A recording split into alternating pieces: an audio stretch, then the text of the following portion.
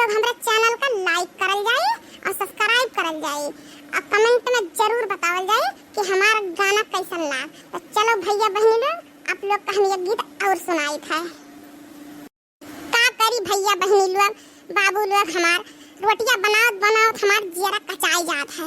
अतना हमरे घरे परिवार है ना कि हम गिनावत तहरे सबका कचाई जावे, लेकिन हम गिनाई नहीं पाइबे। तो यही नाता हम कहन लाई एक तो गाना अपने दर्शक लोग का सुनाई दी और अपने झिनकुआ के बप्पा से हम कहन रहा कि हमें पैसा वैसा हमारे पास तो है ये नहीं है।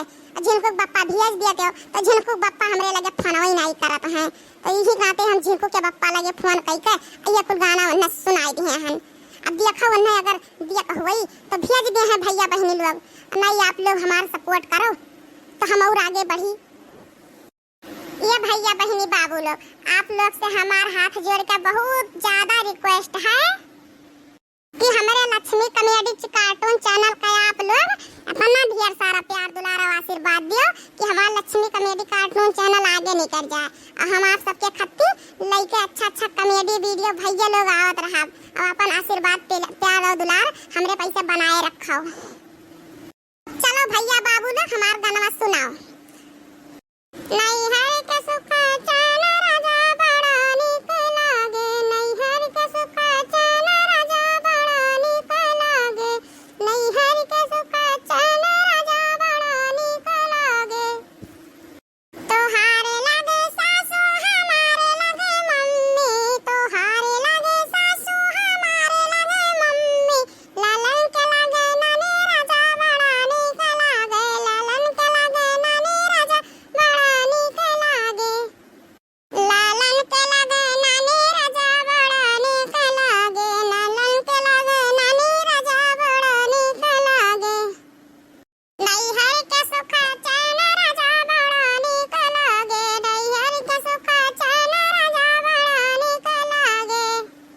तोहारे लगे भाभी हमारे लगे जेठनी, तोहारे लगे भाभी हमारे लगे जेठनी, लालन के बड़ी मम्मी राजा बड़ा बुरा लागे, लालन के बड़ी मम्मी राजा बड़ा बुरा लागे, लालन के बड़ी मम्मी राजा बड़ा बुरा लागे।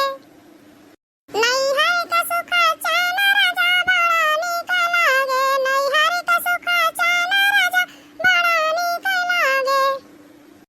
तोहारे लगे सड़हज हमारे लगे भाभी, तोहारे लगे सड़हज हमारे लगे भाभी, लालन के लगे मामी राजा बड़ा नीक लागे, लालन के लगे मामी राजा बड़ा नीक लागे। नैहर के सुख चैन राजा बड़ा नीक लागे, नैहर के सुख चैन राजा बड़ा नीक लागे। तोहारे लगे बहिनी हमारे लगे ननदी, तोहारे लगे बहिनी हमारे लगे ननदी, लालन के लगे बुआ राजा बड़ा बुरा लागे, लालन के लगे बुआ राजा बड़ा बुरा लागे। नैहर के सुख चैन राजा बड़ा नीक लागे, नैहर के सुख चैन राजा बड़ा नीक लागे।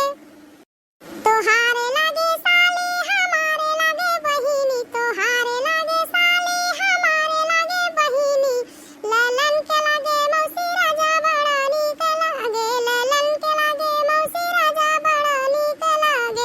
नैहर के सुख चैन राजा बड़ा नीक लागे, नैहर के सुख चैन राजा बड़ा नीक लागे।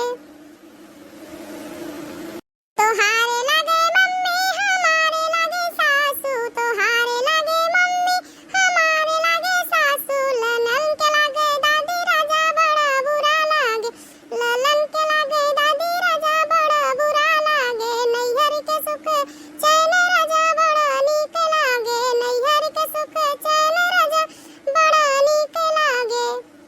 तो भैया बहनी लोग जो हमारे चैनल पे नया आयल हुई तो हमारे चैनल का सब्सक्राइब जरूर कर दी और कमेंट में जरूर बताई कि हमारे दोनों गीत कैसा लाग है और वैसे हम अच्छा वीडियो भैया बाबू लोग लेके आवत रहा। धन्यवाद दोस्तों, फिर अगले वीडियो में मिलब।